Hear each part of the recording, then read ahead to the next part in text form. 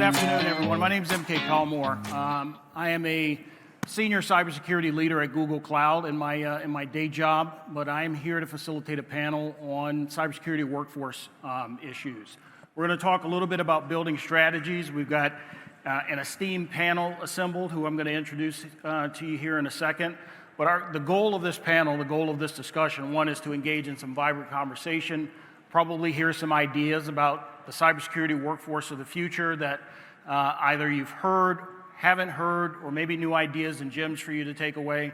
But I really want to get this panel going on a really in-depth conversation, and we hopefully will leave some time for you guys to get engaged with some Q&A here before we end. So I'll ask the panel to take a seat, and then from my side, Anne, if you wouldn't mind introducing yourself. Sure, MK. Thank you very much. Greetings to all. Really very excited to be here this afternoon. It's so good to see you all. Can we give a big round of applause to the HITRUST team for pulling all of this together? Thank you, HITRUST team. Know how much we appreciate you all for bringing all of us under the same roof so that we all could collaborate and learn from one another. Greetings to all. My name is Anne Ramakumaran, and I'm the founder and CEO of AMCUS and the CEO of AMCUS-acquired entities, iTech, Bravens, UTS, and Orbit Cyber, and AMCUS Cyber Company. What we do is we provide innovative, cost-effective, quality, and sustainable business and technology solutions and cybersecurity services to 80 of the Fortune 100 and 121 of the Fortune 1000 companies, federal agencies, state and local, as well as nonprofits. With a global workforce of over 2,400 employees globally, we continue to be the supplier of choice for many of our clients, an employer of choice for many of our employees. So really excited to be here, MK, and really excited to be having this conversation with my fellow panelists here. Welcome, Anne. Thank you. All right. Thank you, everybody, for being here. Thanks for the introductions. Also like to thank HITRUST, and I also like to thank you for making the time to be here and your organizations. I think it's important as we start figuring out this topic, you know, we're going to be talking about what's happening with the workforce, but I think it's important to make these investments and attend conferences like this. So I just wanted to say thank you. You know, my background's a little interesting. I'll go back a little bit. My parents are Greek immigrants. My mom made sure I had my first computer at 12, Commodore VIC-20. By the time I was 16, I was recruited by the Air Force. And so I had a wonderful career with the Air Force. Post-military, I spent some time at EDS, Silicon Graphics, and then I started to become a CISO. So I've been working in security since a very, very young age. I've been a CISO 4 times. I've been a tech founder twice. One of the companies I had was acquired last year, and my last year has been, I founded a company called Riskology.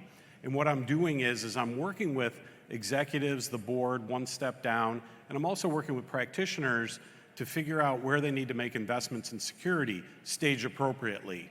I'm also an adjunct professor, undergrad and graduate level, and I do a lot of work with the Open Worldwide Application Security Project now, OWASP, in the AI division, and also with cloud security in their AI division. Outstanding. Welcome, Les. Deidre? Yeah. My name is Deidre Diamond. It's great to be with you all. This is my first time at this conference, and I've had a great experience so far, so I'm psyched to be here and meet you all. As the founder and CEO of CyberSN, we're 10 years this last month, and workforce risk management is my focus. What does that mean? Talent acquisition, talent development, talent retention, whether it's FTE or contract in the US, it doesn't matter. It's about creating plans that are strategic. And I'm very passionate about this because we have a severe burnout issue in our industry, and it scares the heck out of me. So I've got a lot of data. My firm's very data-driven. We are a tech company. And I'm also the founder of Secure Diversity, which is a not-for-profit that's about 8 years old now, bringing women into cybersecurity, supporting their career development, and holding the Day of Security conference. And so I'm super passionate about workforce in general. I come from 21 years out of college working for 2 serial entrepreneurial men who employed me across 3 different companies that they owned. My introduction was Rapid7. in 2007 for me. And so that's when I met this community. As a sociology, criminal justice major, I learned how to develop high-performing tech companies. And that's certainly my passion, is to see people love what they do, particularly security professionals that are protecting us all. So I'm super passionate about this. It's a national security issue that we have the rate of depression and anxiety and just lack of professional efficacy in our field. And I want to do something / am doing something about it. So it's good to be with you all. Right, outstanding. So I gave you guys the 30 seconds on my background. The only ad that I'll provide at this moment is that in addition to the work I do as a senior cybersecurity leader at Google Cloud, I actually lead a nonprofit in the cybersecurity workforce space, which is why the team at HITRUST asked me to come and facilitate this panel. So I spend a tremendous amount of time in the cybersecurity workforce issue space, talking about, one, diversifying the pipeline, really talking about the challenges we face as an industry, trying to bring new folks into the cybersecurity realm. And I think that what you'll find from this discussion that I'm going to have with our panelists is that you have folks here on the panel who are deeply, not only passionate about this, but deeply engaged in cybersecurity workforce issues on a day-to-day basis. So the first question I have for the panel is observation, sort of what's the status of affairs in the workforce, both the good, bad, and the ugly? Oh, that's a great question, MK. So from a tech perspective, I'm sure all of you all truly believe that tech changes rapidly, right? I mean, when we talk about AI, a lot of corporations are moving in that direction. In addition to POCs and POVs, they're actually implementing AI. So when we talk about AI, again, when a lot of those publicly traded companies are within the heavily regulated industry, they also want to ensure that there's the right cyber posture while they're implementing and going through their transformation journey, if you may. So from our perspective, the good is a lot of opportunities within AI space, but also within the cyberspace, because they want to make sure that when they go ahead and implement AI, it's done the right way and it's done in a more secured way. So that does give rise to a lot of new positions.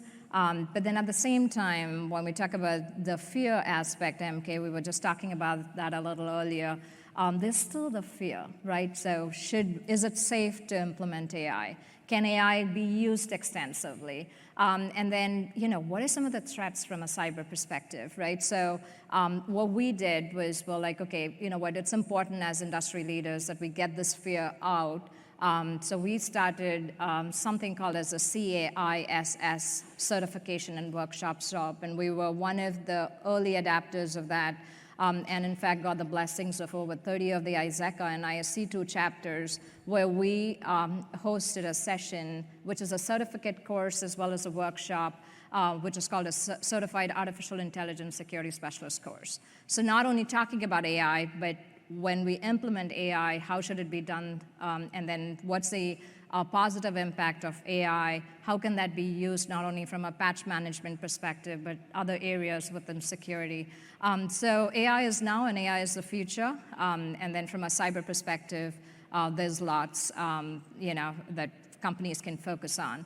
And then on the other side is, what we're seeing, a lot of companies are talking about quantum computing, right? So that's going to be, a lot of corporations have already started, setting aside some budget around that.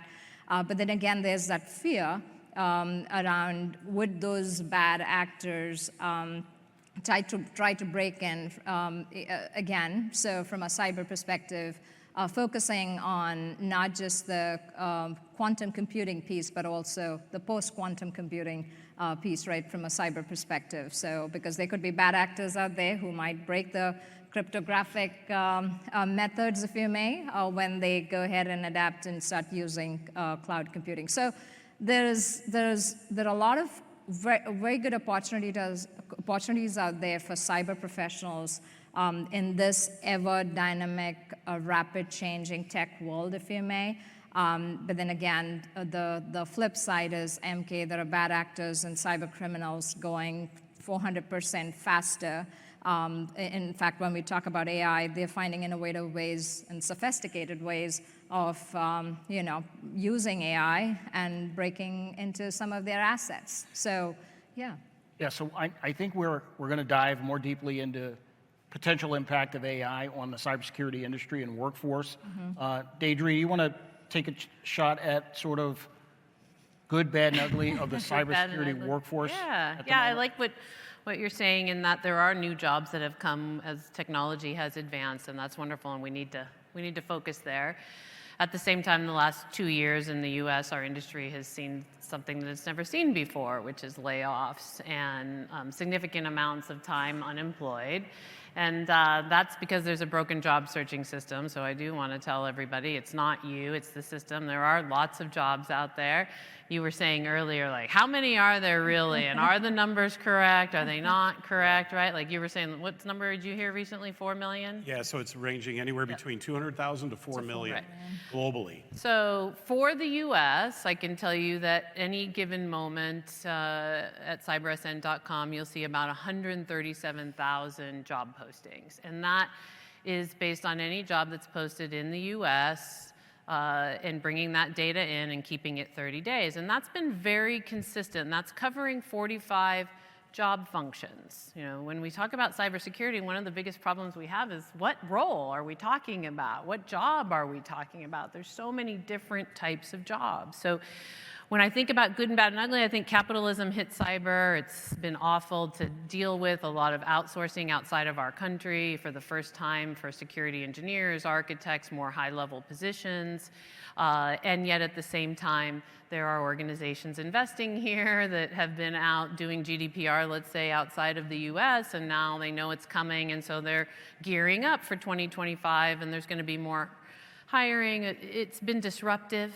It's added to the problems that we have in retention and just professional efficacy. And so, you know, it's just now starting to settle. Of course, when I say gets hit by capitalism, I'm saying FTE roles, full-time employment in the US, went on hold / layoffs, right? So what happens when that happens? Contract goes up. My contract business goes up. My SOW business goes up. Guess what else? What goes up? Managed service providers, consulting firms. It's not like the work isn't going to get done. And then, as quick as possible, how do we outsource? And that takes a bit of time. And so all of those things have been happening, but most of us are used to being FTEs, and it has an effect. And we're already doing more with less. So we've got a lot of challenges. What are the numbers of open jobs? Does job postings really tell us that? No, it tells us, though, that's at least 3 years of data of showing those job numbers. Some roles going down, some going up. You can find that data at my website.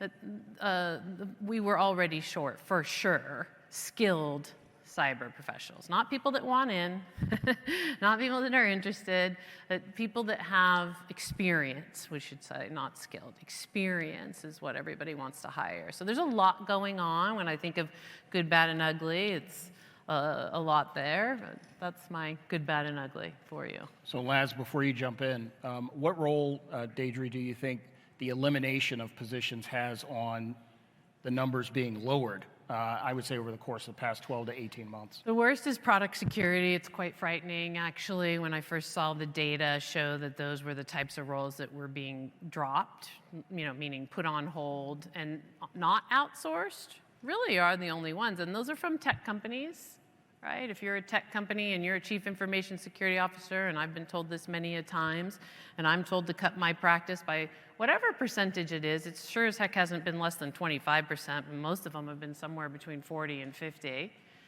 Am I going to cut product security over operational security? Hell no, because guess what? Product security, nobody's screaming at me about every day. Operations, sales, marketing support, new stuff, right? Rocking and rolling, that's my headache every day. That's the business yelling at me. I'm sure as hell going to get out as fast as I can. That's not, you know, but I'm gonna do product security. And so that's what that is primarily, and it's scary because we know we're now going to see the breaches from that if they're already happening. Yeah. Laz, jump in here. Good, All right. bad, and the ugly. All right, so the good, the bad, the ugly. All right, I'm going to start with the bad. All right, can I do that? okay. All right, good. Okay, so here's the bad, right? And I think you've heard it from us. We don't know what those numbers are. Is it 200,000 open positions worldwide, or is it really 4 million? And my heart goes out to our community because 2 reasons. One is, when you're sitting in exec staff or you're sitting with your team and they're asking for these numbers and these metrics and we don't have them, or it's like, hey, I read in Wired magazine that, you know, it's this number. I read from ISC2 that it's another number. It's not consistent information. And what I found to be true is we have to have a number to start with and back it up. That's part 1 of the bad. Part 2 of the bad, where do I go to find qualified and trained individuals? Now, sadly, and you know, I'm just talking from my own experience trying to hire people. I'm talking from my own experience in working with the VCs and early stage companies. You don't want to put somebody in that position and have them lose. And what I mean by that is you can have the job rec open for 90 days, but if you don't have the right resource, it's going to be problematic if you just put somebody in there. And what I've been seeing is the trend of maybe we can hire somebody junior and put them in because they actually have the word cybersecurity in their resume. But, you know, similar to what Deidre's saying, they've got to be qualified and trained. You know, it's just like you can't just read the book. Are you hands-on keyboard? What level of experience?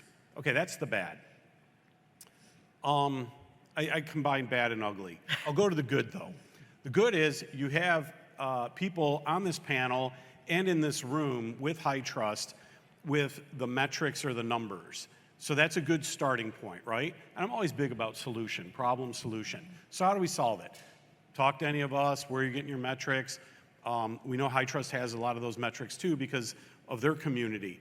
That's part 1. Part 2, where am I going for qualified and trained people? That's a mixed bag that I think we're going to get into here in a little bit. That one's not easy to solve. It's very complex.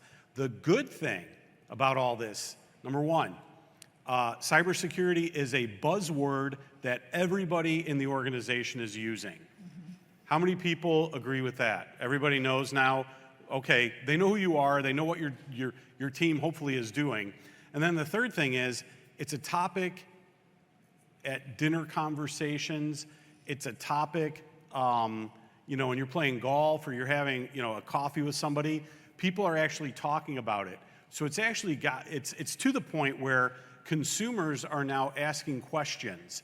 And so instead of you showing up at the family get-together and, you know, being told, hey, my antivirus isn't updated, can you help me?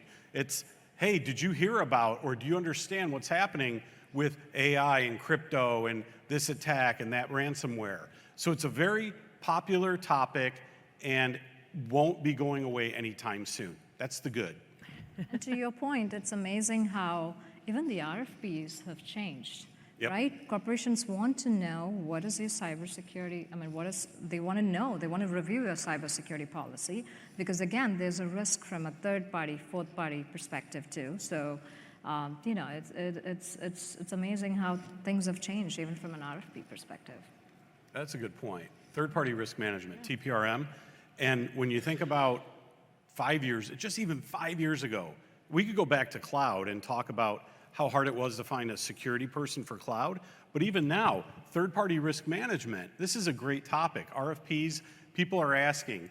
I mean, like back in the day, I don't want to date myself, but the SIG files, right? The security information gathering files, they were popular before the SOC 2 and, you know, any of the HITRUST or, you know, the certifications that were out there. But what's interesting about it is the good. It is pervasive. It is everywhere because people are starting to understand, hey, it's not just the corporate environment that I'm trying to hire for, but I've got to train other people along the way. So when we talk about workforce and we talk about, like, you know, in this RFP example, I think it's beautiful. Sales, business development, finance, procurement are all involved in writing that RFP. Now the challenge is, how do we scale that? And I know you have some opinions on that. Oh, I mean, the operations of the business is the problem that security has with having roadmaps and plans that they can stick to and having strategies that they can stick to, right? Like your strategy goes out the window the minute sales wants to implement something, or FedRAMP is a must, or and what I see is that everybody's just so busy and got so much on their plate is the inability to connect the strategy to what's happening now, and keeping everybody's job descriptions updated so that everybody can understand what talent they have, what talent gaps they may have. And it's because of just the attack surface is growing so fast, / the business needs it to grow faster than we're capable of securing, and that stress and anxiety. So it's a lot. It's a lot. To your point with third-party risk, are roles that have significantly increased. Yeah. And for years we've all struggled with how to communicate risk to the business. And really this is about the business and regulation saying, here's more of a way to communicate. Let me give you more regulations, more things you must follow. And we need it. We need that. It's going to help. So folks, it's a common refrain in the industry that we are, the term I usually use is probably 10 years or a decade behind where we should be in terms of building out the workforce. If you had the magic wand, what's the one thing that you think as an industry, it creates such friction in terms of growing the workforce that it creates problems that then have subsequent effects down the line? Like if you had to pick one thing that's really the friction point for us as an industry, what would you say that is? Yeah, I'd say that it's the lack of training and development plans for every person on the team for at least 3 to 5 years, so that there's a focus and people feel like there's professional efficacy. Without that, our retention issues are terrible. And if the retention isn't there, the mistakes are there. Like, we know that our majority of our breaches are caused from security mistakes. I don't like the word mistake. That's the one that's being reported. I see it as overload, too much going on, not enough resources, vulnerability hell, all those things that everybody's in. And so we really have to say to ourselves, if we're not going to be so in tune with talent that we have a plan for them, then we're just going to continue to have more burnout, more mistakes, more retention issues. And that is, to me, the easiest thing to solve. It really blows my mind. So I'm a big proponent of the topic. A little bit of a scientific study for those of you that are here in the room, and especially those that are managers. By a show of hands, how many of you actually document and make time for your employees to actually upskill their learning cycle? In other words, spend time learning on the job. Like 10%. Yeah, not Popular. everyone. You don't have the time and the Sure. resources. Yeah. They don't have the budget. There's no succession planning. You can't just say you want to do it. Right. It takes money and succession planning, and there's not even enough people today, never mind people to replace people to do that kind of stuff. This is what I'm talking about. It's a problem. I mean, as an industry, do you feel like we're thinking in 3 and 5 year increments when we Hell no. plan to solve rec problems? Hell no. Cyber? Yeah. I thought that was a trick question. No, go ahead, because I want to. I'll just say if the average chief information security officer is moving jobs every 18 to 24 months at best, then no. Right. It's not to say that they don't want to. It's not to say that they're not interested in it. It's to say that, again, a chief information security officer could be so many different types of profiles, and companies knowing how to embrace and work with their leaders. It's still, not where it needs to be to make that kind of movement. Okay, so I'm going to +1. Do it. Deidre. Okay, +1, it's a problem, and it's a systemic problem inside an organization. I have a 2-part answer, okay? Good. All right, first part is +1. We have to think about it like performance across every layer. Like if sales is performing, we're doing a great job, great, but are we actually, like, sales increased, I don't know, maybe they had a 10% revenue increase over the past 12 months, great. How do we take a cybersecurity component of that, or IT, or operations, and make sure it's rippled through the organization? Part 1. Part 2 is those team members that aren't leveling up, going and learning, and going through some type of formal process in the performance review are going to be hurt.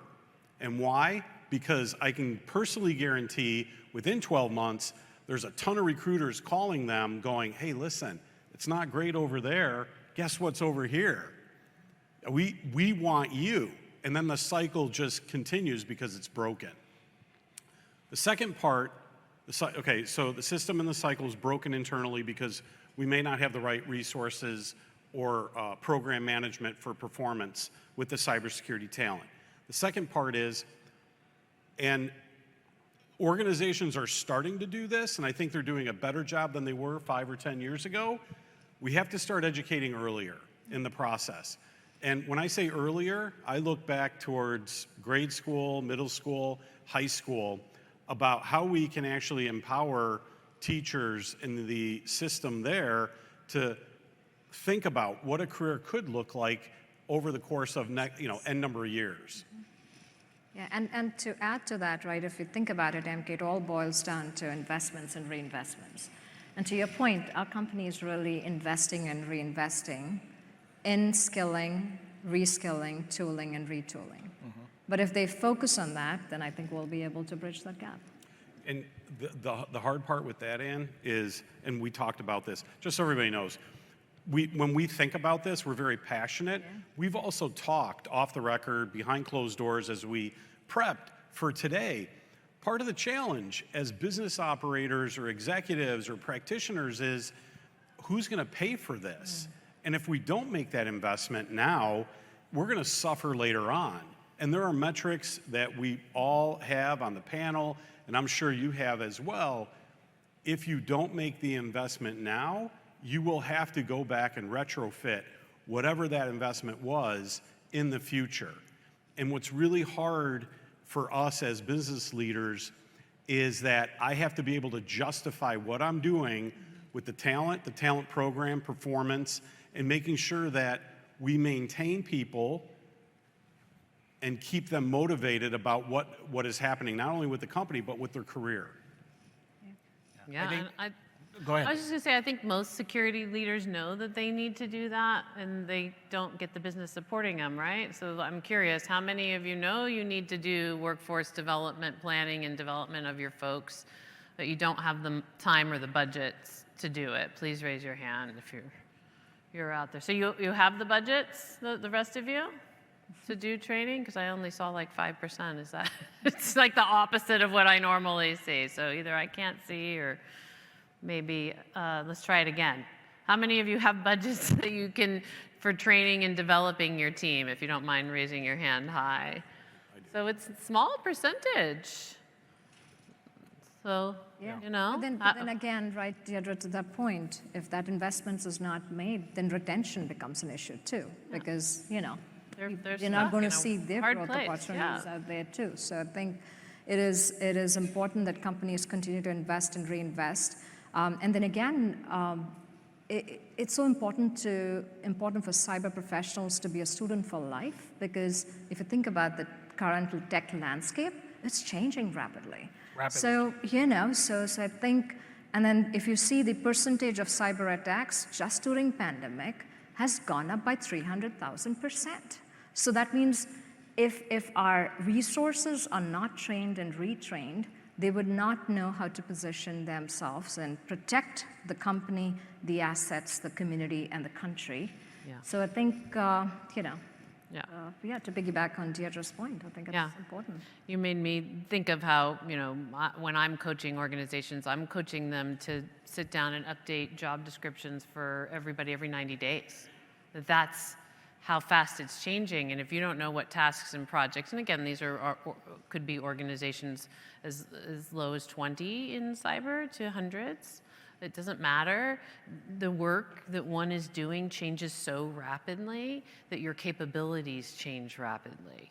Not their capabilities, your capabilities in terms of workforce management. And to be able to have that view and keep it updated is critical to moving the needle on security maturity, moving the needle and talking to the CFO, certainly the CEO, typically these days it's the CFO, And so, yeah, it's that often. And I've just recently started to feel like, is 90 days too long? So, all of a sudden you outsource IAM, for instance, one of my clients, and boom, in moments, everybody's job in the engineering department's different. Where's that being tracked, managed, understood, communicated, utilized, that knowledge, what people are really doing every day? Not what they're capable of, what they're doing. That's key to staying on top of and communicating with the business. So it changes that quickly. One positive thing, all right? So it's not all doom and gloom, right? I'm trying to find the positives. So what I heard was we can use these examples when we go back to the business. Hey, remember when everybody said we're not going to the cloud? Oh yeah, okay, we're going to the cloud. Well, now we have to have qualified and trained personnel for the cloud. Remember when they said, the business or the governance or the regulators said, hey, we're never gonna have a mobile device with an app. Yeah. Okay, HTML5 now and everything's fun.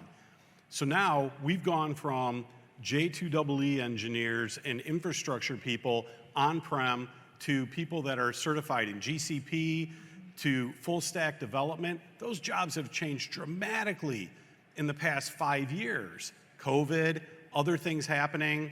All of a sudden it's like, wait a minute.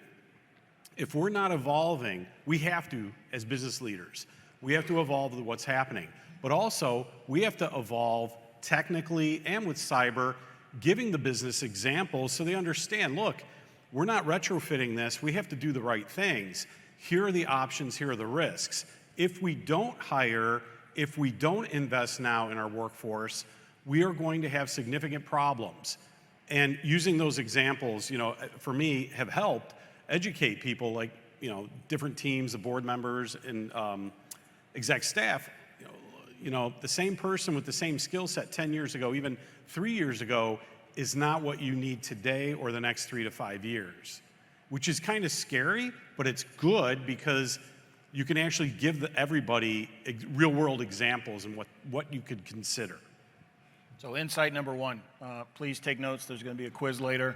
You're going to need this information in order to get drinks at happy hour. Invest in your workforce. Workforce enablement is a huge component of why I think we're in sort of the state of affairs that we're in as an industry. To the panel, there's been a lot of talk recently, probably within the past 6 to 8 months, around nonlinear trajectory into the cyber field, right? Very few folks in here probably share the exact same pathway into the industry. A lot of discussions around skills-based identification of roles rather than just having the typical job descriptions that we've been used to posting. Everyone knows the horror story of the new entry-level position that requires a CISSP, and people think that's a joke. I think that one of our colleagues, was circulating recently a recent job posting where an entry-level position still had the CISSP as a preferred certification qualification to get a role.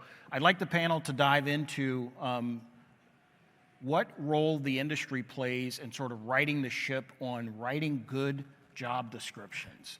I think it's something, quite frankly, that we still do a poor job of. There's a lot of copy and paste. Hey, use the job description from a year ago to post that new job, and folks don't want to take the time to really say, what am I looking for in terms of skills? How do we get better at that? Yeah, that's a great question, MK, and for that matter, right, it's not just within the cyberspace, no matter what that role is. I think collaborating with HR, collaborating with universities, and then actually there are a lot of publicly traded companies who have started to realize, why is that gap there, right? Why is it that we're not able to fill some of those positions? In fact, Exelon went through that, which is a publicly traded utility company, went through that drill where they looked back at all of the positions that they have, and they spent over a year and a half to really review the job description and see that, well, if we're asking for one specialist, do they really need to have A, B, and C, right? And I think if corporations double down on that, and even agencies for that matter, even if you look at the federal agencies, state and local as well, some of the job descriptions, MK, to your point, it's literally copy-paste, right, of what existed 10 years ago. but then does that make business sense today? And then the second thing is, do those resources really need to have that? So I think looking the job description very closely is important, and I think all corporations, companies, and even supplier community, I think, should revisit some of their job descriptions to see, does it really make sense to, have all of those requirements to just fill one particular position? Now, here's the thing, right? We talked about gaps in the industry. We talk about more positions than resources. But I think we all need to take that innovative approach. And what we've been doing, MK, is not just looking out for resources that have the experience and expertise, but we also work very closely with the veteran community. So if you think about it, right? I mean, first of all, I salute all the veterans in the room. Thank you for your service, MK. You've been a veteran, so thank you too. Thank you for your service too, and thank you. So again, right? If you think about the veteran community as well, think about the foundation, right? For them, each one of them undergo training when it comes to insider threat, when it comes to counterintelligence, when it comes to cybersecurity awareness. So the foundation is very strong, and when they're passionate, they invest in themselves and get themselves certified in, in the cyberspace. So I think what companies can then do is invest further in those individuals who are, one, they have the very strong foundation, and secondly, the most important thing is they're critical thinkers, right? And in addition to that, cyber positions, I think people have to be very passionate. And when we talk about veterans and people in the military, they're very passionate about what they do. For them, it's about the company, the community, and the country, and protecting the assets. So I think when we focus on, it's not just the experience and the expertise, but also, going beyond, the experienced resources, but also opening doors for veterans and taking them to newer heights is important. And then the other thing, what we've also been doing as industry leaders, it's important to, if we got to bring an impact at a macro level, it is also important to collaborate with the universities. And to your point, it's so important to bring that on early on, right? So talk about it in schools, but then also talk about work with the universities and see what are some of the courses that they should be focusing on. So that way, when those resources graduate out of school, they're work ready. So Deidre, I know this is a big topic for you. You literally built a business on this subject of skills. Gosh. So passionate about it. When I founded my firm 10 years ago, I left staffing for 10 years and built software companies. And when I came back with the digital era, job descriptions became completely useless. I was shocked it had been so long. And why is that? Well, when you had to post a job on the Sunday paper that ran one time, which I did on a regular basis with my agencies, it was $5,000 for a little paragraph like this. Nowadays, it's free / $1,100. You get 11 spots, and they're good for a year. You can take them down, leave them up, doesn't matter.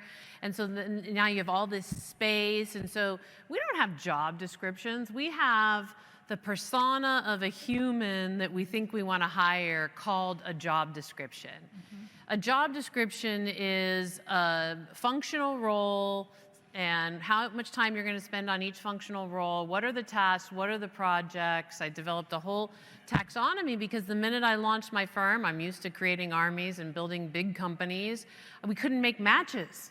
And I was like, oh my gosh, a security engineer to one company is totally different to all these other companies. And by the way, titles mean nothing. Security engineer is an IAM person, a cloud person, an analyst. And yeah, there's some that are security engineers. And, we've got these 1, 2, 3 thingies and titles that somehow mean what somebody does. And I just couldn't believe it, nor was I going to fail at what I was doing after my success and going out on my own. So we built the job taxonomy that, of course, is aligned to niceness, extended upon, and I have free job building technology for you. You don't have to go through this nightmare anymore. You can use it at any time. But to me, this is the essence of solving the majority of our issues today, which is what are people doing, not what can they do, what are they doing? And that's what a job description should be, and it should be kept updated, and we should be using it to make workforce planning and also to do right by each of us as individuals, because none of us want to sit in a dead-end job or do the same thing over and over or get left behind or any of the things that happen when we aren't starting with what are people doing and where are we going to go with what we're doing together. And so job descriptions still amazes me at how badly we are with that. But again, you know, does a hiring manager or a security leader want to get involved what should be, you know, HR's world of job descriptions? There's a little bit of political stuff there and all that stuff. We can't let it get in the way. And so I really see this as such an issue that we could easily get on top of right now, which is why I made it free. So please utilize keeping your job descriptions highly, highly transparent of what people are doing every day. It'll help you. So, Anne, you kind of jumped ahead when you first introduced yourself and introduced the topic of AI. She read ahead on the test. I want to talk a little bit about AI and its impact on building out the cybersecurity workforce. What do we see as the capabilities there? Like, what are we thinking in terms of its potential impact on building a workforce? You mind if I tie this together with the job descriptions? Do it, yeah. All right. So I'm going to go back, and then I'm going to go forward. Old way, new way. Old way, how I used to write job descriptions, I had to bring HR with me. And to Ann's point, that was the old way. Like, it was so hard to write a job description. I had to sit down and explain things. The new way, using a platform, Daedra's, where she has everything tied to NIST and NICE, where it's like a cyber analyst could do these things. A cyber analyst is skilled to do these things. So this is the new way. The job descriptions are out there. People are familiar. There is a taxonomy for that. Now, when we tie in AI, the challenges that we're going to be faced with, our back-end systems are going to have AI. Those recruiting systems will have AI.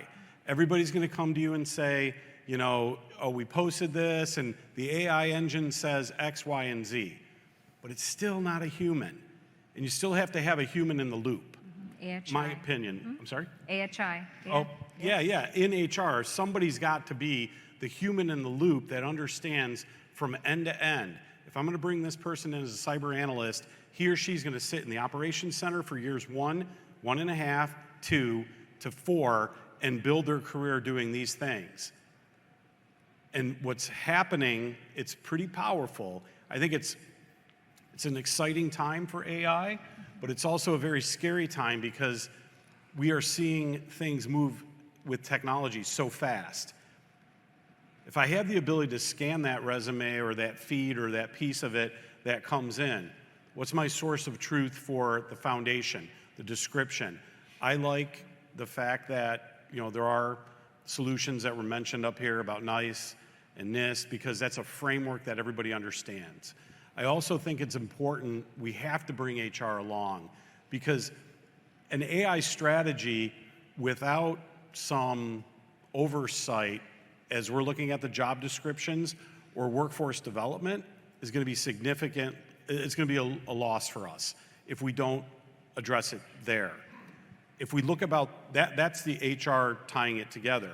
But if we look towards the future, there are so many new positions opening up in AI data protection, AI security, that we have to be, we don't have to be experts, but we really have to understand that it's happening. And we have to understand how it fits together. So this goes back to the comments I think the panel's making. We have to be life learners, we have to invest in the education, and we have to embrace it. Because imagine a world where we have to go back 10 years and somebody's giggling going, on-prem to cloud? It's the same thing with AI. If we don't embrace AI now, we're gonna have that chuckle or that session like, oh, did you guys believe that people weren't gonna use AI? We'll have that 10 months from now. Yeah, I really see AI disrupting the talent space from the perspective of it's going to replace, and already is, the junior recruiters, if you will, the screeners. Because what are those people doing other than asking questions? So you submit your resume, somebody talks to you, and they ask you a bunch of questions. Well, that can be, automated in a way, and it is, and that is happening, and there's been disruption already because of that. And what everybody's trying to do is figure out the match. That's what everybody's trying to do. And the match isn't just, can you do this job? It's, do you want to do this job? Does the money match? Does the location match? Does the amount of time in the office match? Does the money match on total compensation, not just salary? And there's nothing that AI is doing to make those matches today. It doesn't need AI to make those matches. I have that myself, we're a 5-to-1 shop at most. And so, I also believe that AI isn't the solution to things just because it's AI either, meaning we don't need AI to make matches. We need job descriptions to make sense, and we need resumes to follow the suit of same language. And then we need to make sure that we're not just matching a resume based on some sort of skill set. You need location, you need money, you need citizenship status. There's all these things that go into making a match that, again, AI isn't needed. The other thing that we're going to see in terms of job disruption is that most of security and the traditional tech roles come up through IT.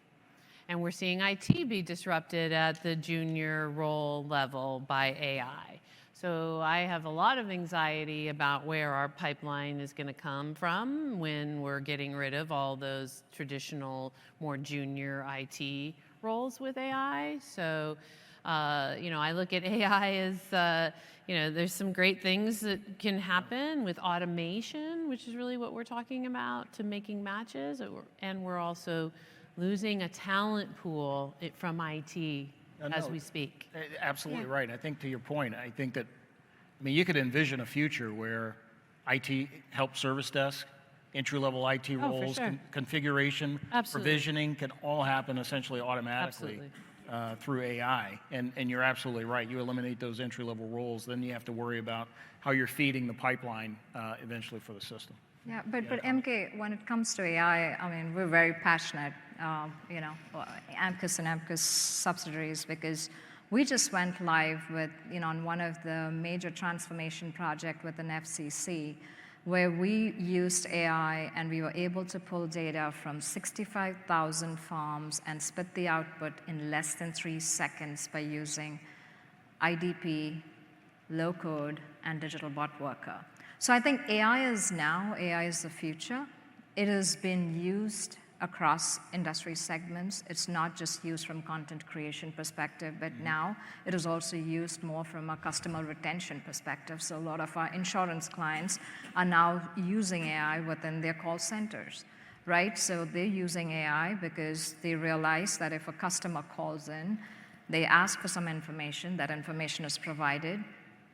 As soon as the call center specialist drops the phone down, in less than 2 seconds or 3 seconds, that customer gets an email summarizing the entire thing as to what was discussed and what the final outcome is. And then that really helps from a retention perspective, MK, because if I'm getting that level of service, I have choices. I can go to other insurance companies, but if I see that, coming back to me and it's making my life easy, then I am going to go ahead and stay back with that company. So I think AI is the future.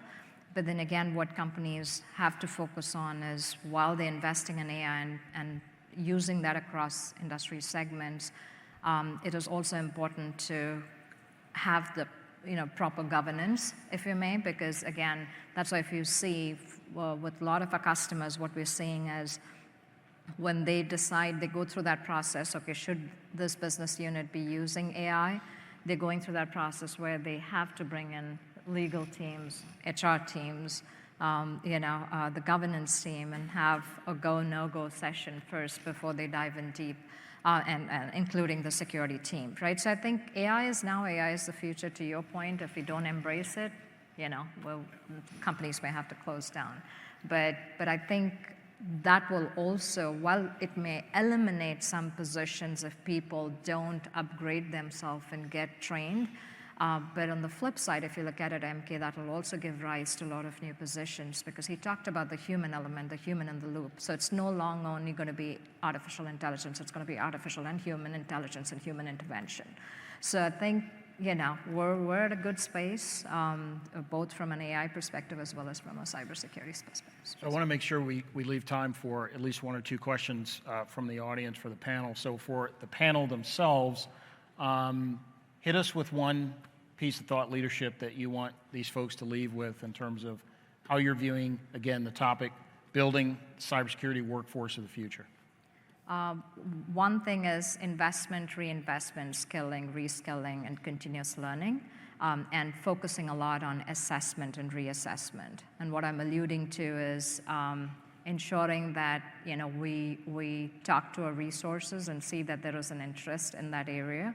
Because when we talk about cybersecurity, it's that it's pretty broad. Do they want to be towards a forensics piece? Do they want to be part of the vulnerability assessment team? Do they want to be within the threat hunting space? So I think continuously assessing resources, focusing on skilling and reskilling, tooling and retooling, and most importantly, getting them certified is very important. And then also, bringing them up to speed on what are some of the industry trends and what is it that they should keep in mind from a tech perspective, I think is important. Okay, perfect. Last? Yes, +1, but I also want to add this component to it. Cybersecurity is sales enablement. If you don't have the right qualified and trained team members, you're either not going to earn that certification, or you're going to fail that third-party questionnaire, or the sales team will look at it and go, wait a minute, this is risk to revenue. Cybersecurity is sales enablement in 2024. I agree. My CSO is number 2.